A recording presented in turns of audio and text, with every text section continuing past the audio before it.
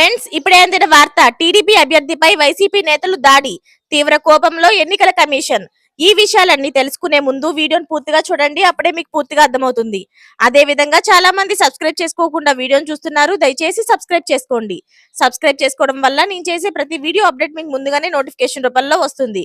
అదే విధంగా లైక్ చేయడం మర్చిపోతున్నారు. దయచేసి లైక్ చేయండి. లైక్ చేయడం వల్ల ఇటువంటి ఇంపార్టెంట్ ఇన్ఫర్మేషన్ చాలా మందికి రీచ్ చేసిన వాళ్ళు అవుతాం. ఇక లేట్ చేయకుండా వీడియోలోకి వెళ్ళిపోదాం. తదేపాకు ఏజెంట్ గా కూర్చుంటావా, చంపి శవాన్ని పోలింగ్ కేంద్రానికి పంపితే దిక్కెవరు అంటూ తదేపా సానుభూతి పరుడైన వైకాపా నేతలు దాడికి ప్రయత్నించారు.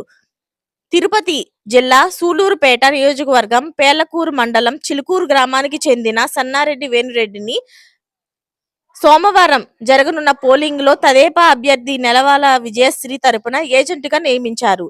శనివారం రాత్రి వేణురెడ్డి తన వ్యవసాయ గోదాములో ఉండగా అదే గ్రామానికి చెందిన ఎన్డీసీసీబీ చైర్మన్ అయిన కామిరెడ్డి సత్యనారాయణ రెడ్డి అనుచరులు వైకాపాకు చెందిన పిలమేటి మురళి, పిలమేటి వంశీకృష్ణ, చెంచయ్య, నాగమంతల శ్రీనివాసులు వచ్చి కత్తులు కర్రలు చూపుతూ తదేపా ఏజెంటుగా ఎలా కూర్చుంటావని బెదిరించారు.